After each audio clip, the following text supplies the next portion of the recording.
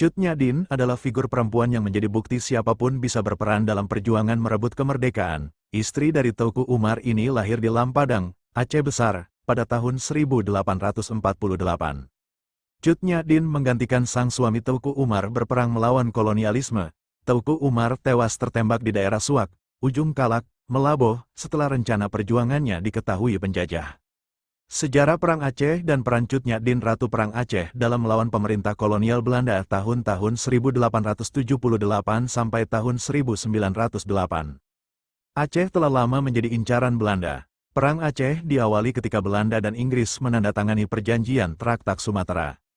Dalam perjanjian tahun 1871 tersebut, Belanda bebas memperluas kekuasaan di Pulau Sumatera. Belanda juga tidak punya kewajiban menghormati hak dan kedaulatan Aceh. Mulai saat itu, rakyat Aceh terus menderita akibat perlakuan kejam Belanda. Hal inilah yang memantik rasa perlawanan dan keinginan berjuang pada diri Cut Nyak Dien. Mendorong suami menyusun dan merebut wilayah Fimukim. Sejak awal menikah, Teuku Umar dan Cut Nyak Dien diprediksi akan memberikan perubahan besar terhadap Aceh.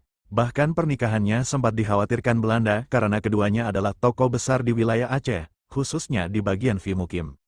Kecintaannya dengan kampung halaman yang telah 7 tahun ditinggalkan ini sempat menuai konflik karena strategi Cut Nyak Dien dan Teuku Umar yang berbeda. Ia ingin melawan Belanda dengan kekuatan yang ada dengan semangat fisabilillah.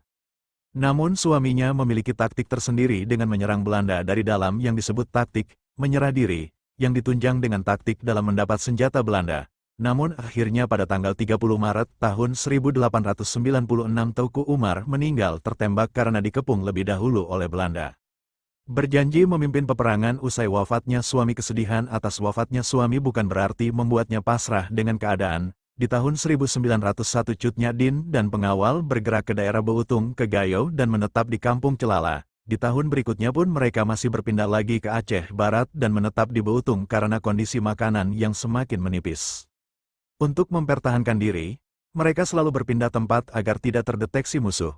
Mulai dari tidak menyalakan api di siang hari hingga menghapus jejak setelah dari tempat baru. Namun keadaannya yang semakin renta membuat kondisi fisiknya lemah dan membuat pasukannya, Panglaut iba dengan keadaan sang jenderal perempuan tersebut.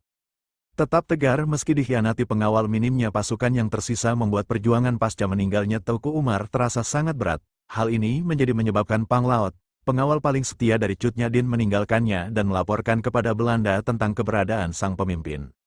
Dengan didasari rasa iba, Panglaut meminta kepada Letnan Van Vuren agar dapat memperlakukan tuannya tersebut dengan baik. Akhirnya Belanda mengepung Cut Nyak Dien pada tanggal 7 November tahun 1905 di tempat